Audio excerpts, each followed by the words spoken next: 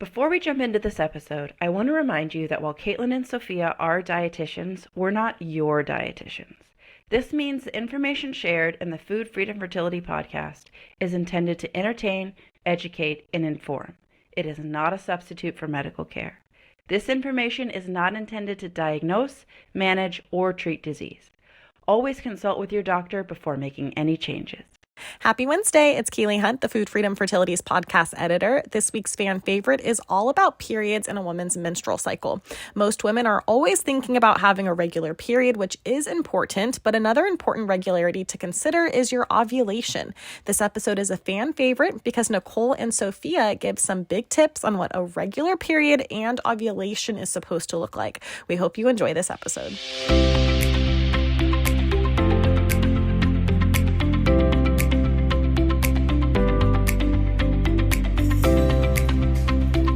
Welcome to another episode of Food Freedom Fertility. This is our 2022 season, and I am Sophia Pavia, registered dietitian nutritionist specializing in functional nutrition for fertility.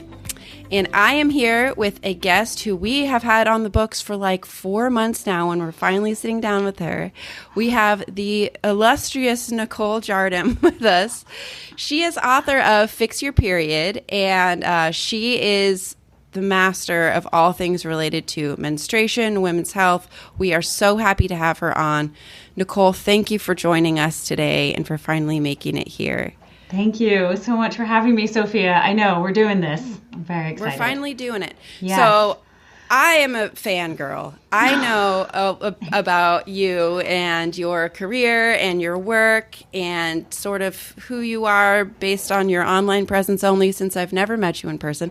Could you tell our listeners a little bit about why they should be so interested in what you're going to share with us today? Yeah, absolutely.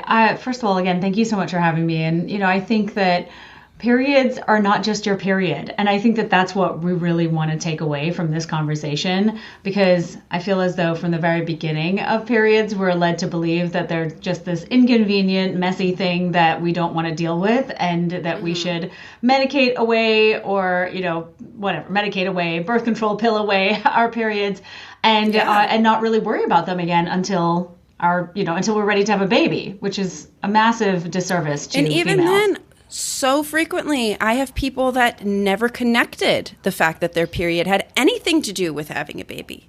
Yes, true. And good point. Sometimes that even that piece isn't there. Yeah, that's a really good point. I know there's a lot of disconnection happening as it relates to what's going on under the hood, so to speak. And I really am here to change that. I feel that women fundamentally need to know what's going on with their bodies so that they can not only be empowered in making healthcare decisions, but really be able to advocate for themselves too. I love it. So we know that you are a high-selling published author. I read your book before I even saw your face. Oh, thanks. And can you tell us a bit about sort of your educational experience or your medical background, or what do you got going on over there? Yeah, so that did not take the traditional route at all. My journey started because I had, right? I know, seriously. My journey really started because I had period problems as a teenager. They were really bad. It's really heavy periods, really painful periods. And then they started going haywire and coming every 3 or 4 months. And I, of course, had no idea what was going on. I, didn't even take biology in most of high school. I just had no interest at all. I was like, whatever. And finally, I saw my mom's OBGYN, and she put me on the pill. And I just thought, oh, finally, this is it. This is my period panacea. I'm good to go. I don't have to think about or worry about my period ever again. And then I started to have a ton of what felt like very much like unrelated side effects or symptoms. And it went all the way from UTIs to hair loss, to yeast infections, to weight gain, to chronically feeling sick, to gut health issues. I could go on. And I saw probably about 15 different doctors, and nobody could give me any answers, and no one ever linked it to the pill or me being on the pill. And so that's really what started this journey. And then I started devouring information about this, trying to figure out what was wrong and what I could do. And I saw an acupuncturist, and he was the person who helped me get off the pill, because he explained what was going on. And again, no one had explained that to me. So that's really where it started. And I studied to be a health coach, and then I did a 1-year women's health coach certification program with Integrative Women's Health Institute. And then I did additional training with Dr. Sarah Gottfried and Chris Kresser's functional medicine training, and then multiple other trainings over the years. So I feel as though I have really dug into this, and and a lot of the training, as you know, is on the job training, right? It's like working with women who are really struggling with this and trying to figure out what's going on and help them piece together solutions. Yeah. So basically, in my experience, school is so you can learn how to learn. Pretty much. And then after that, when you actually get into practice is when you start actually learning how to help people. Like, I feel like school taught me how to not kill someone. And I basically learned how to not get sued for malpractice, how to not harm, and then how to help. That's what you learn when you actually get out into the world. So wow. Okay. So listeners, I want you to know, because we get a lot of, this is a fiery topic, especially talking about birth control pills. Mm-hmm. It has become a social, political, and feminist issue where, if you take them, maybe this means something about you. And if you don't take them, that means something about you. And if you like them, that means something about you. And if you don't like them, now that means something else about you. Yeah. When it doesn't need to be so polarized, because if you are taking birth control pills or patches or injections or implants or whatever it is, and you are loving life, you are feeling good, you don't want a baby, this is solving your problems, it's giving you the answer you were looking for, and you're pumped, then stay pumped. Right? Go for it. That is fine. And that is a lot of people. And that is, if that's the choice you want to make, that's great. Yeah. But we are here to kind of help you understand that if that isn't you, then maybe you need some alternatives. And there aren't any. You go to the doctor with a heavy, painful period, and there is one tool in the toolbox, and that is all they've got for you. Yeah. And we want you to understand that there are other tools in the toolbox, because, sister, if you're trying to get pregnant, birth control pills aren't the answer. They're the opposite of the answer. So we don't want you to feel guilt or shame or whatever. If you love cotton candy, eat cotton candy. Don't get mad at me if I say cotton candy isn't a vegetable. It's not a vegetable. It doesn't mean that it's evil, wrong, or bad to eat cotton candy, but it doesn't count for your vegetables that day. And that's sort of what we're doing here. Okay? I fundamentally believe that. Yes, agreed. Yes, cotton candy is not a vegetable. Monologue. It's not evil, wrong, or bad, but it's not a vegetable. And that's fine. If you're like, yeah, I know it's not a vegetable. I love it. I'm at the carnival, damn it. And I'm only going to be at this carnival once in my life. And I'm eating this cotton candy. And if that's where you're at in your life with birth control pills, yes, do it. I believe in cotton candy. But if you are not in that situation, we want to give you some alternatives. If maybe you've been at the carnival and now you're feeling kind of sick on the rides, we want to give you an alternative, and that's what we are doing here. I love where you went with this analogy, by the way. It was fabulous. Yeah, you know what? I came up with it right now. Right there, right on the spot. I could tell. Everybody, this is Sophia, who works alone in her office, who's now finally looking at another person and having an adult conversation, and she is wilding out. That's amazing. All right. So really what our listeners want to know is, okay, so if our period is important, and we're not supposed to be suppressing it with these pills for no reason. I mean, if your reason is, well, I don't want to get pregnant and this is the best way for me, then fine. But if it's I have no other way. This is the only way that I don't break out in cystic acne across my back. This is the only way that I can continue to hold a job. This is the only way that I can be the mom I need to be for my children. Because if I don't have this, my body is freaking out.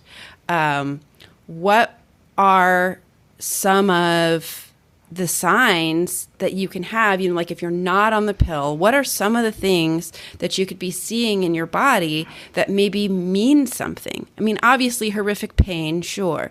Yeah. But like, what about the things that maybe aren't so blaringly obvious? Right. What are some of those signs? What could your period be telling you that you need to know for your fertility? Because a lot of times, you don't have a laboratory in your home. Right. You can't run imaging in your home. You don't really know what's going on with your fertility, but every month, every cycle, you are getting information.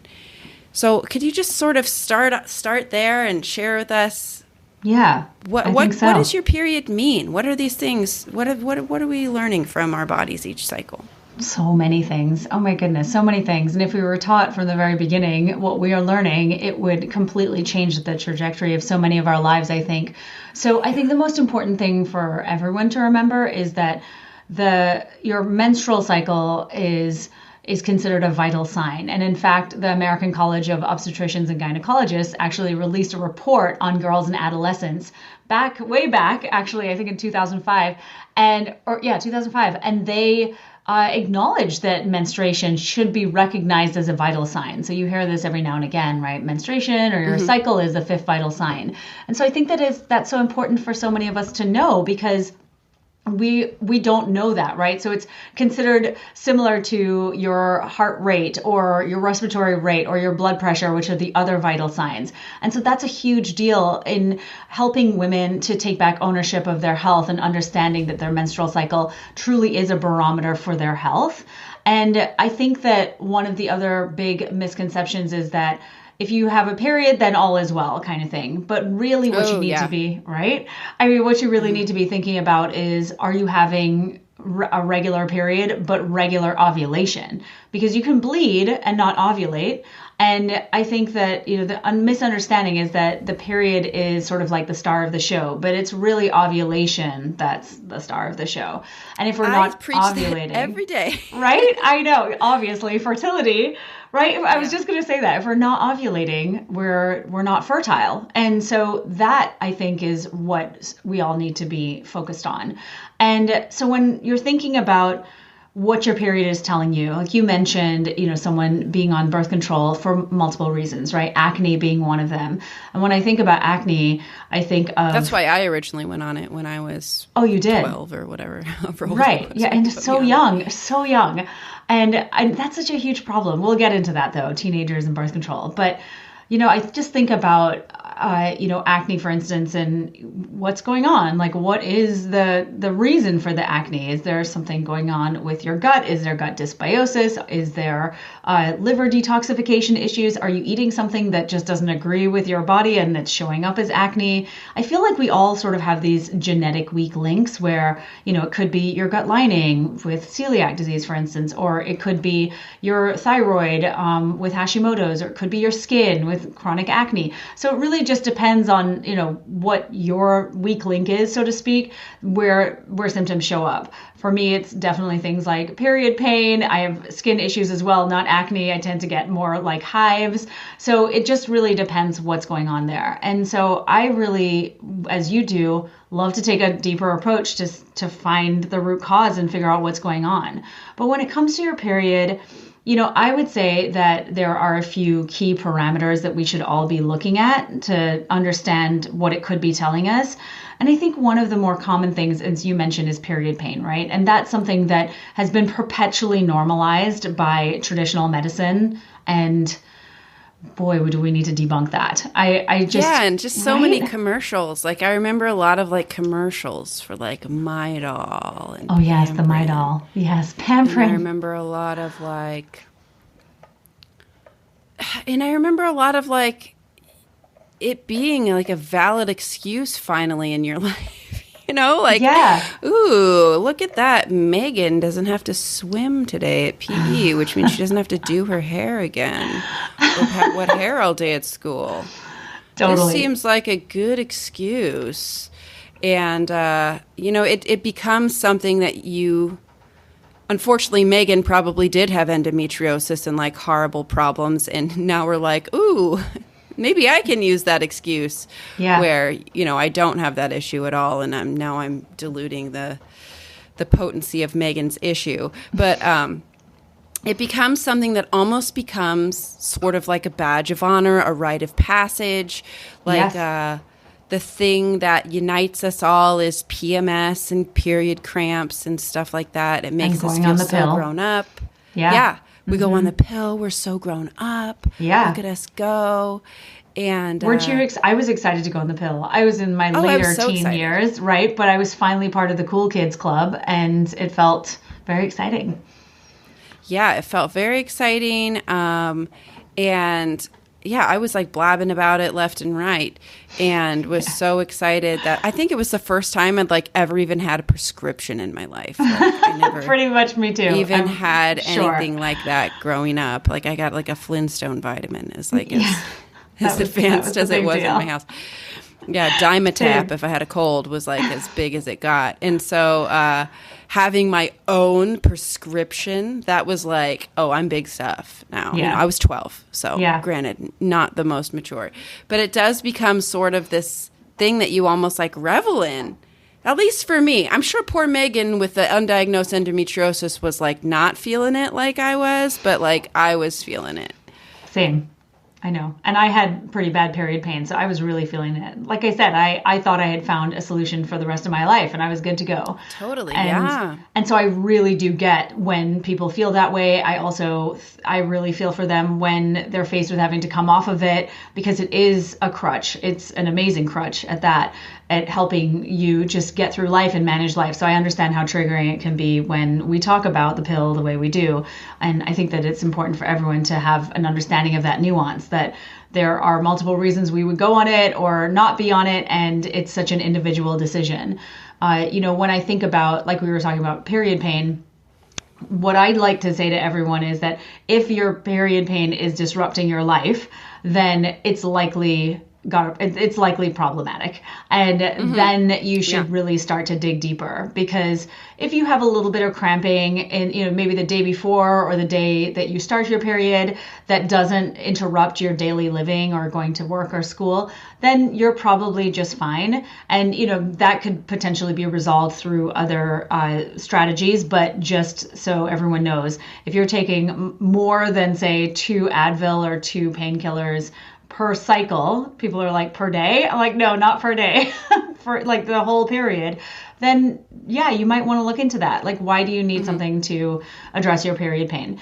And I would say other things too, like, do you have lower back pain? Do you have pain that comes down your legs? Do you get migraines or pretty severe headaches? Again, your period should never really disrupt your life. And so I think that that's one of the more important things for people to know about.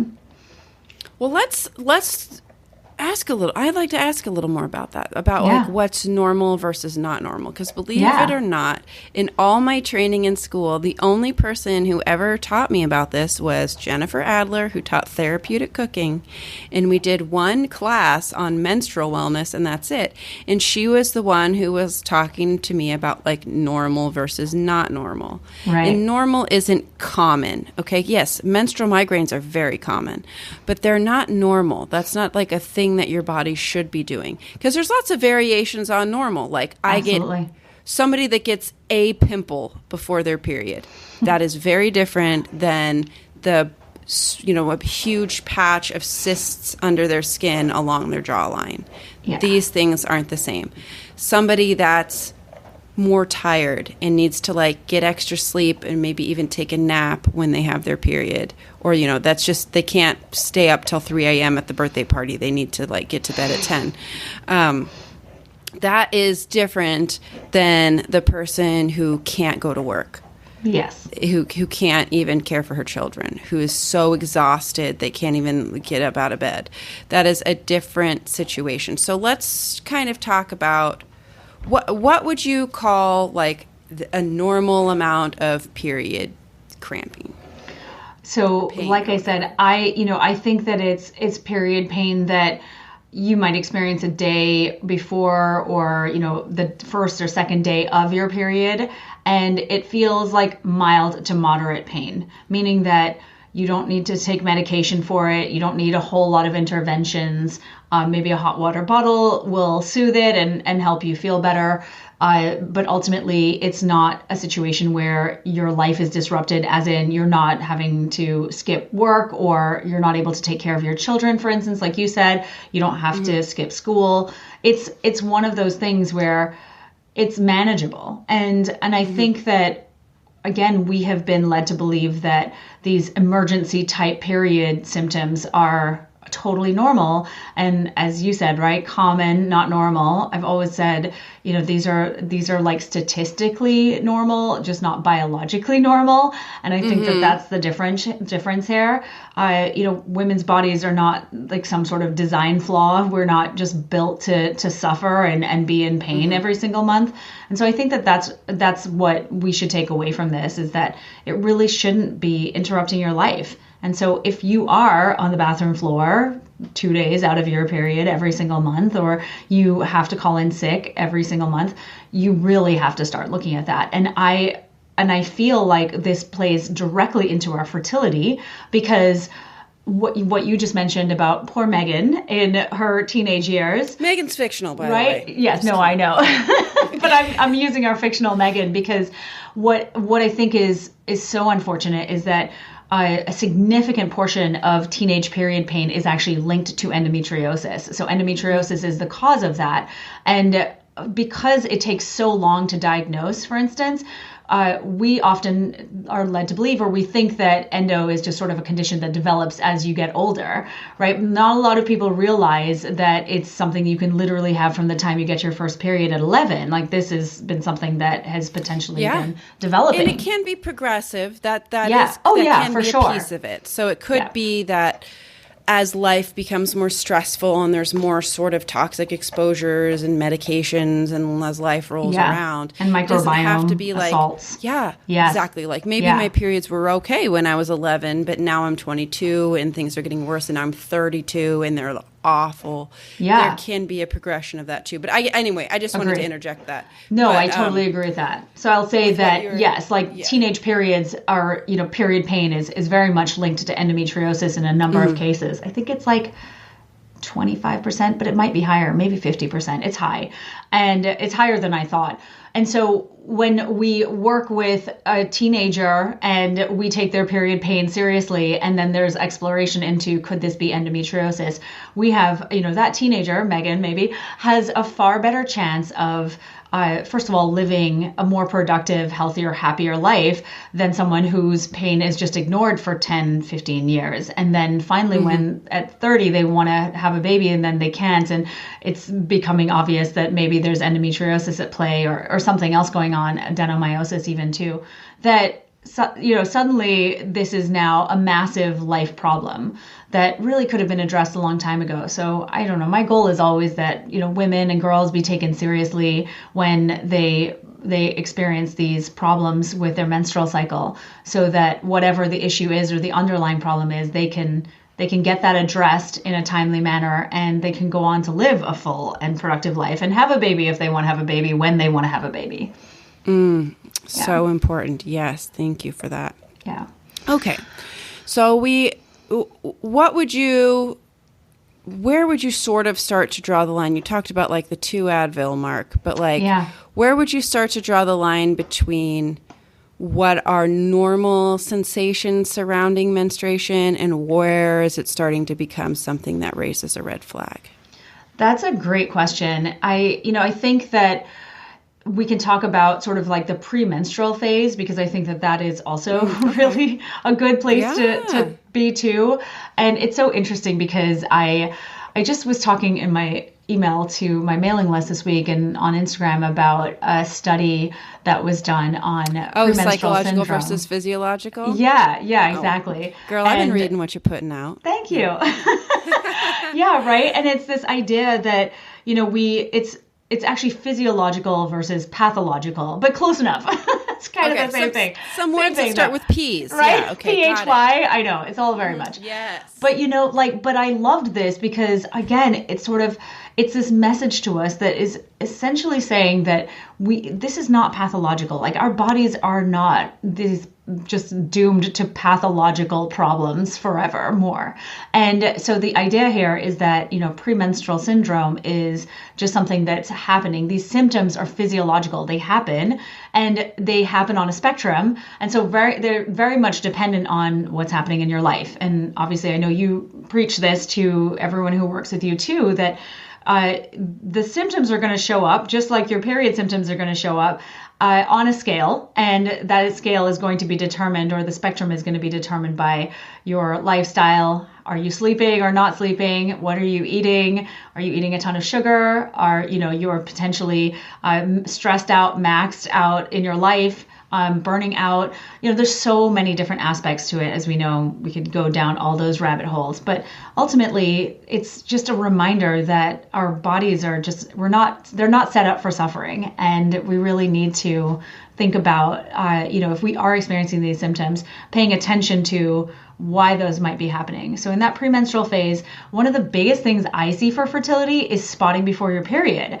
Man, I've seen this so many times over the years where women will come to me and they're saying, I've been spotting before my period for 5 days straight or 9 days straight or whatever. And I've always gotten the brush off. Nobody really takes me seriously when I tell them that this is happening.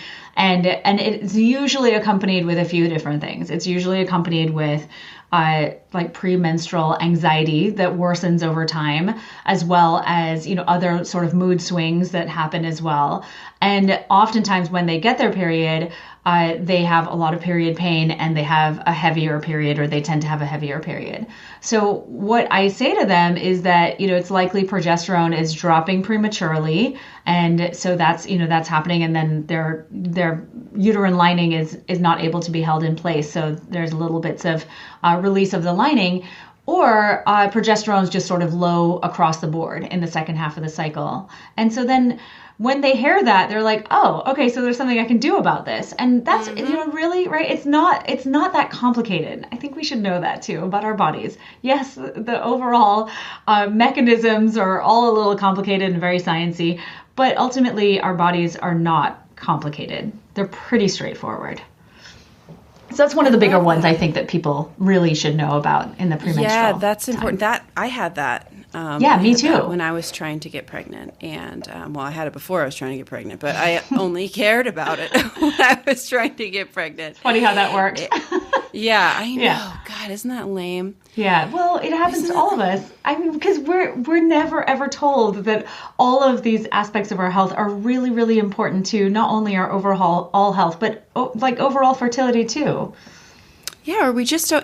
In my case, I didn't really value it. I didn't really value myself. I didn't care. I just was sad. I didn't think that I would ever even get married. I didn't think anyone would ever fall in love with me, let alone want to marry me, let alone, I thought people would fall in love with me because plenty of douchebags had done that. But I didn't think anybody of quality that I wanted to be with as well would ever want to be with me. And I didn't think that, let alone, want to marry me, and let alone have having children be an option in my life. Right. So I almost saw it as just another proof that this is never going to be my life. And so why worry about it? Who cares? It's like changing the oil in a car with no wheels. Why? It's never going to go. Mm-hmm. And so I just didn't care. And it wasn't until I got married. Not even then, when I started dating my now husband, and I had all these other weird symptoms going on. Listeners, if you've listened to this for a long time, you'll know that I had this persistent fungal infection. I had tinea versicolor across my neck, back, groin, belly, torso, everywhere. And it didn't itch and it didn't hurt, and I didn't care. I was like, whatever. Right. You know what? Yeah. No one's looking at me. All this does is look bad. No one cares what I look like. Who's even looking at me anyway? And when I started dating Louie, he was like, what? Get that fixed. And I was like, the soap for it is like $50. And he's Right. like, $50 is not a lot of money when it comes to this. And he pointed out, he's like, yeah, it's all fine when you're like healthy and strong, but like what happens if you get in like a car wreck, or like, this is how people die from simple things, is they don't treat them, and then a catastrophic thing happens to them and they die. Look at our lives now as Americans, by the way. People with terrible, untreated, underlying health conditions, and then they get an itty-bitty virus, and it just ends them. Yeah. And so he was sort of pointing that out before it was hip, back in like 2015.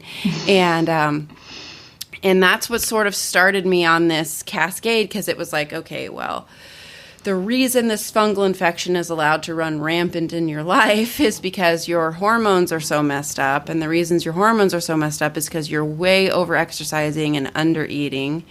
And that is causing you to have these sort of symptoms, and you're never having like a very robust ovulation, and so you're not having a very strong luteal phase, and so then you're having these super heavy periods because you have all this estrogen unopposed by progesterone.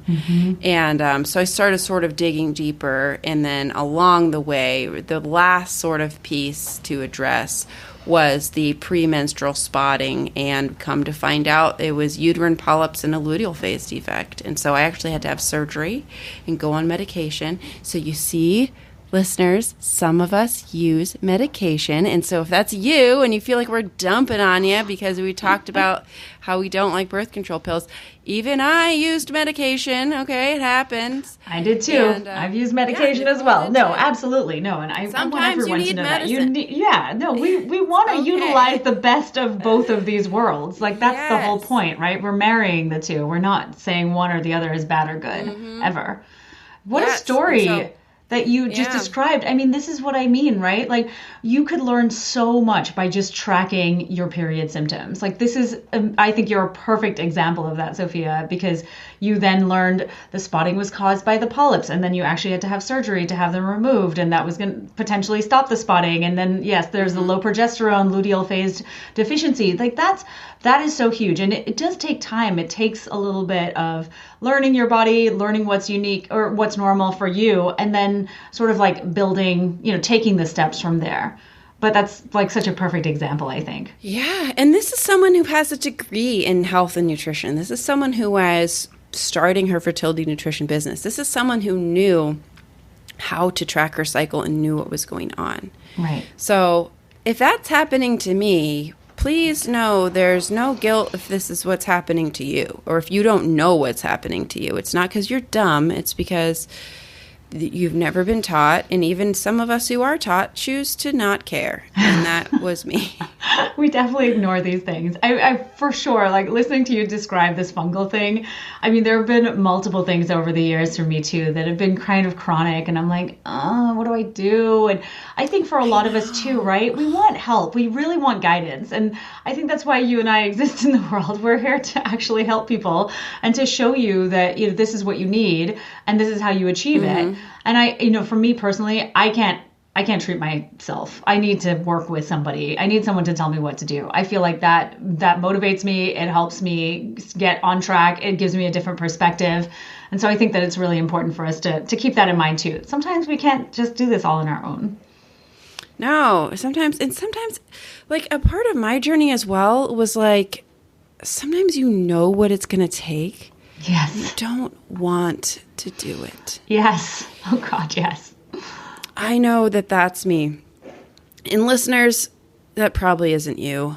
Honestly, the listeners in this, we have the most amazing listeners.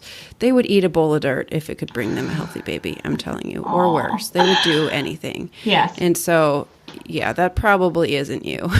But that was me, where I was like, or maybe it is you to an extent. You're starting off on your fertility journey and you're like, but I don't want to stop drinking Diet Coke. I freaking love it. I want to drink Diet Coke. I'll do everything else instead. How about I do everything else instead? Huh? Yeah. How about these organic radishes? I'll eat these. and you're like hoping that something else will be the answer. So relatable. Oh God, on so how many levels. times have we done this? Right, you want to sideswipe and shortcut and do all the things. I really get it. I do. I think that life is so challenging as it is. Like, that's the biggest issue for so many of us right now. I had somebody reach out the other day, and she was just like, the diet in your program is really, really challenging, and I can't cook for myself and cook for my 2 kids separately. And I was like, okay, let's just take a step back and, and like really try and figure out like what's doable for you. And I think that that's what feels so hard for a lot of people, is that they are told, they're given a certain message about what's required to achieve health, and then they think that that's like the only way, and they've got to stick to it. Path. Oh, right? I know. And then they have to stick to that, or they're never going to see the results that they're looking for. And I'm like, wait, that's not necessarily true. And so individualized approaches are hugely underrated, and they shouldn't be. Yeah. And you know what? You might need to stop drinking your Diet Coke. You might. But sometimes it's like, if you're having, like, I had somebody talking about how much they love Diet Coke, and they're drinking like 1 a week. And I'm like, okay, your 1 Diet Coke a week is not the reason why you're struggling. No, okay, that's not it. Yeah, agreed. That's not the problem. Unless we can draw a clear line. Sometimes we can draw a clear line, like the day you drink the Diet Coke that night is the night you can't sleep, and the next day is the day you get the migraine. Okay, well, if it walks like a duck and quacks like a duck, it could be a duck. And so sometimes it's things like that where, like, obviously the day you drink the Diet Coke is where you have to take double anxiety medicine. You don't sleep at night and have a migraine the next day. So, boy, that's a super clear picture. But sometimes it's like, I don't know, and my luteal phase seems like it's kind of okay. It's like 11 days, and I know 12 is best. Could it be this 1 can of Diet Coke a week? No, that's not it. Yeah. Unless it's like a seriously smoking gun, like the day I drink the Diet Coke is the day that I have diarrhea the rest of the day. Like, right? Okay, well, we know that that's causing it pretty clearly. But, But also, too, like, to say something to what you just said there, like the luteal phase is maybe 11 days or whatever. And I think that we have to really zoom out and look at the menstrual cycle as a whole. And sometimes we get fixated, right, on just like this one thing. Like, someone will say to me, well, my period is only 2 days long. And, I feel like that's a problem. You wrote in your book that could be a problem. Like, yeah, I wrote that could be a problem, potentially. That is such a mouthful. So, it's not a problem unless it's a problem. And that is something that's what we kind of want you to hear in this episode, and hear when you look at Nicole's materials and my materials, is that there could be an issue, and sometimes it's a combination of things. Like, for me, it was like the little bit of spotting, the sort of heavy period, the skin issue, the anxiety problem. Like, it all was sort of painting this picture in my life. And one specific symptom didn't mean much on its own. Yeah. But for me, if I would have not really known or not really paid attention, and in fact, the first time I went and saw a doctor about it, I got the brush off. She actually told me straight to my face, actually, every woman ovulates on day 14. She freaking said those words to me. Oh, no. Yeah, and I was like, okay, I'm not a doctor, but I know that shit ain't true. And so I was like, all right, bye. And I found somebody that was willing to at least start to piece the puzzle together with me. Right. And it's invaluable. So, yeah, that's very helpful. But you may need to sort of piece a puzzle together for you as well. And there might not be like a smoking gun. It can be a combination of different things and a combination of variations of normal that points to a problem. And if you are at the beginning of your journey and you've been told, wait a year before you get any medical help, well, that could be fantastic advice, because odds are you are healthy. Almost everyone gets pregnant in that first year. 85% of people get pregnant after trying for a year. So odds are good that is going to happen for the average person. But what if you're in that other 15%? What if you are not getting pregnant in that year? Well, now we've wasted a year of your life, because you could have been having medical care for that past year. And everyone's scared that that might be them, and it probably isn't. But if you're having symptoms, whether or not I ever wanted to have a baby, maybe I never wanted children, I still needed to work on eating more and exercising less. I still needed to treat that fungal infection. I still needed to get those polyps removed. That was a part of me being a healthy, functioning woman. And that could be you as well. Like, these issues are going on because something isn't healthy, and the manifestation can be I'm not getting pregnant when I want to be. But truthfully, those issues needed to get addressed before that year. Don't burn a year of your life. If you're having these symptoms, don't burn a year of your life. Go get help now.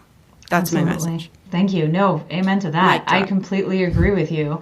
I know, right? We don't want to do that like classic, let's watch and wait type thing, because as you said, you can be so proactive about your health. And if there are symptoms, and if you are tracking your cycle, you will know what's normal for you and what's not for you. And like we said, the spotting is a big thing for sure. I think the other thing too is blood loss. So period pain. Yeah, tell me about that. Right? Heavy bleeding, or on the flip side of that, not heavy bleeding, that which is often overlooked, right? Because whoever wanted a heavier period, nobody ever. Oh, I know. Nobody ever. Unless you had a very short period and then you did, which I've been through, so I totally understand the desire to have a heavier period. Yeah, I was just with one of my neighbors, and she was talking about, she works with young women, and one of her students stopped having her period. She's a cross-country runner in college, and she's almost like, hot diggity. Yeah. Like, who wants to wear a tampon at the race? Not me. And so she was like happy about it at first. And I know that so many people are like that, like female athletes that are like training hard and not eating enough. You lose your cycle and you're like, yittity, good for me. One less speed bump. When in reality, your body's like, help me. I know, literally. Yeah, I know, right? From the grave. Like, please. Nutrients, please. My bones are cracking. Literally. I know. And so this is a big thing. And, when we're talking about sort of the other end of that spectrum with the heavy periods, again, I think that so many women get the brush off with that too. And it drives me nuts because, heavy periods could be indicative of underlying thyroid issues or thyroid disease. Can you kind of like describe like what is the heavy period though? Oh, like, yeah, totally. So there are a few things you can know. First of all, the science says heavy periods are over 80 milliliters of blood loss. The problem is when you're measuring blood loss. Sit on a measuring cup for a week. Just sit there. Yes. Yeah, exactly. Like you're laying an egg. Exactly. And that's not obviously feasible for so many of us to measure unless you're using a menstrual cup. And then I think a lot of women can see what's going on with their blood loss. So that's really a helpful way to do it.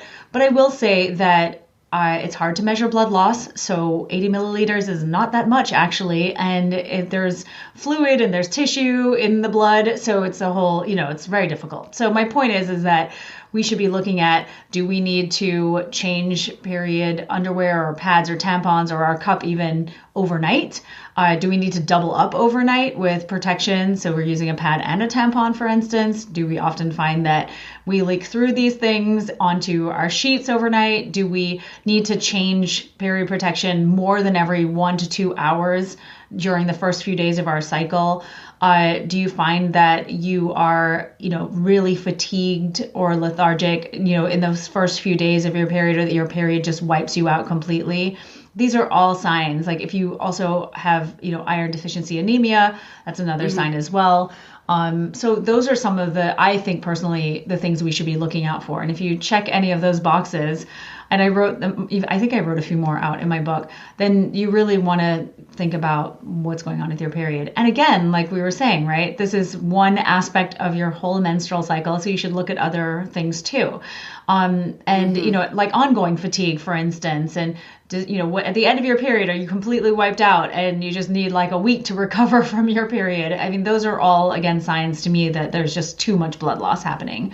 I remember I was, years and years ago, I was in Penn Station in New York City and we're trying to catch a train. I was really young. I was in my early 20s. And I had one of those periods where, it's like in an hour, I bled through this super tampon and I was completely freaking out and I didn't have any more protection. And I'm like in the bathroom of Penn Station with toilet paper. And I just know the franticness and the feeling of that. And it's very difficult to have a life, really. I mean, women talk about how they take a change of clothes out to work with them when they have heavy periods. So these are all, I think, signs for everybody to look at. And like I said, on the flip side of that, if you have like 1 or 2 days of bleeding or just spotting even, which again, I know lots of us would rejoice if we had that. Just know that usually for what I've seen, it means you're not ovulating or you're ovulating quite sporadically. And so there's just not that estrogen buildup. So estrogen doesn't build up, so it doesn't trigger the LH surge. That means you don't ovulate. Or it takes a lot longer to do that, so you have more sporadic ovulation.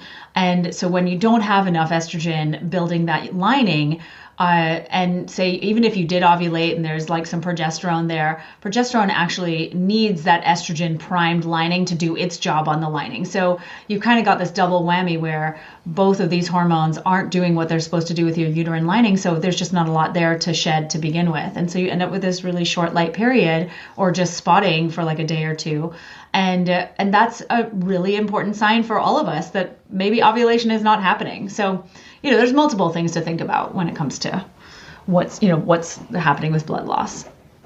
Very good. Thank you so much for kind of defining that for us. Yeah, and I see we have a lot of listeners with PCOS. And the sporadic ovulation with PCOS sort of is almost the opposite of what Nicole was just describing, which is where estrogen is so high and LH is so high all the time that it doesn't ever surge enough to trigger an ovulation. Sort of like your body's trying to ovulate all the time and never quite pulling it off. And you have just so many hormones all the time that you never actually pop off an egg. You just have many follicles that are almost ready all the time. That's where we see the cystic ovary. That's where we see the hyperstimulated ovary. That's just really big. And that's where we see the sporadic ovulation. And that's why you'll have things in PCOS like, well, I was just spotting for 3 days and then that went away. And then I was spotting for 14 days and then that went away. And then I had nothing for 60 days. And then I had a period that I thought was going to kill me. And that's where we sort of see it's kind of the flip side of that, where you have a ton of hormones all the time and in the wrong ratios. And that's what makes like the uterus the lining gets so thick. Yeah. And it's just sort of trying to shed. So you see all the spotting. And then when you do sporadically ovulate. Yeah, you don't really have the progesterone, so it's not even holding onto your lining at all. Right, yeah. Oh my gosh. Yeah. And then when you finally do ovulate, like I find with women with PCOS, even untreated PCOS, they are ovulating maybe like 1 to 2 times a year, and they will have the period from hell because they did ovulate. And so now they're actually shedding their endometrial lining, and it is just like in The Shining when those 2 doors open. And just the worst time of their life, and they are sure they're going to die. And that is also could be your story with PCOS. And that is, again, if that's you, please don't wait a year before going and seeing a doctor. Yes. Because a lot of times you go and they're like, yeah, try for a year and come back. Because if you don't give them something to go off of, they won't know. They'll just be like, if you walk in and say, I want to have a baby, so I'm going to stop taking these pills. They'll be like, yeah, good. Take a prenatal, and they'll tell you one that is mostly garbage and doesn't even... I'm sorry. They'll tell you something crazy for your prenatal. Write you a prescription for something that could chip cement, and then they'll send you on your merry way. But if you come in and you go, I do not think I'm ovulating regularly. Here are my symptoms. This is what's going on. I've been tracking this and charting that, and I think I have a problem. Then they're like, well, let's look. Let's see. I mean, hopefully, if you have a doctor with any sort of compassion for you, they'll want to look and see. And so going in with a clear list of what's happening in your body because you're paying attention, you know what to look for, that can really help them. Yes, agreed. I think the other thing too is period blood color. Like, what does it look like? Tell us about that. Yeah, I feel like that's another one as well that's a good sign for a lot of us to be paying attention to. And, again, I can start from sort of like what we were just talking about with these sporadic periods or very little bleeding. Oftentimes what I'll see with clients is their bleeding is like 1 or 2 days, maybe 3, but it's very light pink. So it doesn't even really turn red, or it might start out brown and sort of turn this pinky color, and that's really the end of it. And so oftentimes, again, if ovulation isn't happening, you might find that or estrogen isn't building, or you're in the low estrogen state. You might find that your period blood is pink, maybe light red, and that's the extent of it. It never really gets to that vibrant blood red color that we should be aiming for. And I think everyone should be aiming for actual blood. That's what you want to be going for, like real red blood. I say a vibrant red color. It doesn't need to be vibrant. You know what I mean? It doesn't need to be like a fire engine or anything. Looks like blood. Yeah. But yeah, looks like blood. And of course, sort there's of like mixed with like fluid. There's like cervical fluid in there. There's definitely, and there's tissue and stuff. So just keep that in mind. And I always say like another sign of heavy periods is also having like big clots that are more than like an inch long. That oftentimes is something that's accompanied by that heavy bleeding that we might see, or heavy or long bleeding. So with the shorter, lighter periods, like I said, that's often a sign that ovulation isn't happening, or you're in a low estrogen state, like you were talking about with someone who is an athlete, for instance, and they may be ovulating, but they might not be having like a quality ovulation, like a high quality ovulation. And so what happens is the progesterone that's being pumped out, is not a lot of progesterone. They are in a low estrogen state oftentimes because when your HPA axis is so stressed, or it's kind of hijacked by whatever is happening externally, that impacts. HPA is the hypothalamus pituitary adrenal. Adrenal, exactly. Yeah, those of us who didn't know. These little axes, right? They're in our bodies, and there's a connection between those glands. Right. Yes, exactly. So there's this connection between the HPA adrenals and the HPO ovaries. And so when our HPA axis is so activated chronically, it actually sort of like down-regulates what's happening with our ovaries. And interestingly, it changes the LH production of LH, which is luteinizing hormone, which we were talking about just now. And so that LH doesn't spike. And as a result, we don't have the estrogen, we don't have the estrogen, so the LH doesn't spike, and then we end up in a situation where ovulation doesn't happen. So we, of course, are in this low estrogen state. We have these lighter, pinker periods versus having like a robust period. So I see this a lot. And then on the other end of that, we can have like these really dark, brown, rust-colored, even black-seeming blood. And that oftentimes is a lack of circulation. And if you think about how we're sitting all day long, like we're just kind of crunched up, and our uterine organs, or the uterus and the ovaries, are all just sort of sitting there like, like kind of cramped. That's also why, listeners, right? It's normal, in fact. But I want you to understand the physiology. Think of when you're sitting and then you stand up when you're on your period. What sensation do you get? Oh, shit.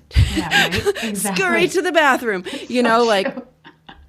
That's because as you're sitting, everything's sort of crunched up. And then when you stand up and start moving, things will come out.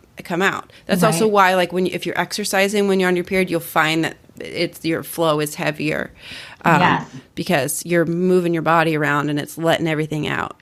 Yes, I know. I've had a lot of women say to me over the years, on day 1 of my period, I'm working out really hard, and I suddenly have I'm like bleeding profusely. I'm like, because really we shouldn't be working out hard on the first day of our period, generally speaking. I personally believe that we should be resting on that day.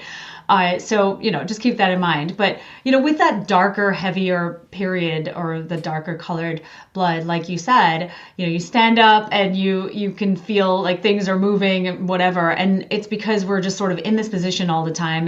And this impacts our, these organs, and, our pelvic floor plays into this as well, too. So I'm a big fan of getting circulation into that area. So whether that's pelvic massage or castor oil packs, or making sure that when you're sitting for long periods of time, you're standing up multiple times throughout that, or you're using a standing desk even. And also, too, if you feel like you have pelvic pain of any kind, seeing a pelvic physical therapist or someone who does visceral manipulation therapy, so that you're really making sure that there is blood flow bringing nutrients to that area of your body. Mm-hmm. And getting moving, gentle exercise like yoga and walking and, just getting up and getting moving can be helpful, but not moving too much. You don't want to be like running a half marathon or doing your 1 rep max or going to these like kickboxing boot camp classes on that day necessarily, but like moving your body around is good versus like sitting at the desk typing all day. Yeah, for sure. Wow. Yeah. Okay, so we talked about color, we talked about volume. What would be, we talked about duration. Yes, and spotting. Is there any other sort of like marker I think of period health linked to fertility health? I think the other thing is too, and this isn't so much, it is and it isn't, it depends. Like, the pattern of your bleeding is another one that I think is interesting, because I get a lot of, my period starts and stops. Like, it starts, goes for 2 days, stops on day 3, comes back on day 4 or 5. And so I hear this a lot too. And again, I think that is very much linked to what's happening circulation wise in the pelvic area. And, I've done visceral manipulation therapy. I've worked with a pelvic physical therapist. I've done all kinds of things because I feel like, this is what we do, right? We experiment and we help our clients that way. We help ourselves. And what I have found in just sort of like working on all of the muscles, because remember, your uterus is held in place by ligaments that are attached to your pelvic bones, or these these big old pelvic bones here. So the point, or hip bones. So the point is that this pattern of bleeding, I have found, this sort of start and stop period situation, is very much linked to a circulation issue again. And it's something that we should consider as well. If we have period pain, and if we have this dark blood that tends to show up like at the beginning of our period, and then if it doesn't ever turn to red, that's a sign that there is this congestion. And I think it's just something to think about, and as being part of sort of the overall period picture that you form for yourself. Mm-hmm. Yeah. Good. Oh gosh, this is such great information, Nicole. Thank you so much. You're welcome for coming on here and teaching us about what our period could be telling us about our fertility, because that's something that you can do at home. I mean, you can tell the color of blood at home. You can tell the duration of your period from home. You can do that yourself. You don't need a degree, a laboratory, a copay. You can do all of that in your own bathroom at home. Certainly. So, I think that sort of is a natural place to start to wrap things up today. We can do our yeah, girl. Let's do it. Yeah. Do you have one in mind?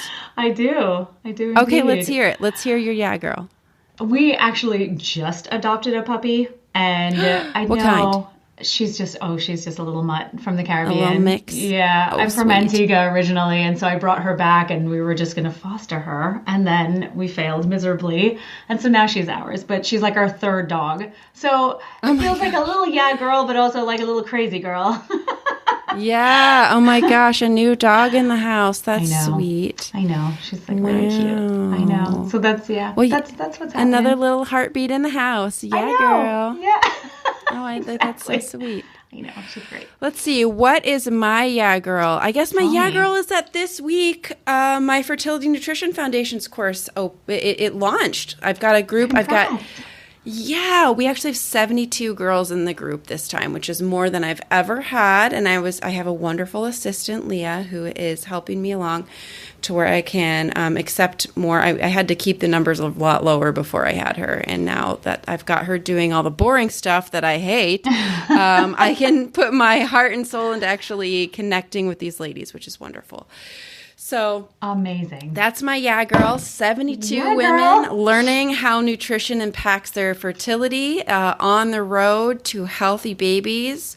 I am so excited. So that is my yeah, girl this week. Congrats. Yeah, girl. Yeah.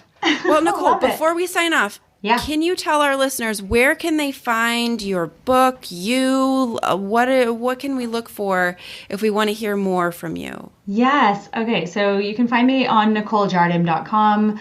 I have all my programs and resources on there. And then you can also find me on Instagram. I'm at Nicole M. Jardim. My book is at fixyourperiod.com. There's also bonuses that come with that.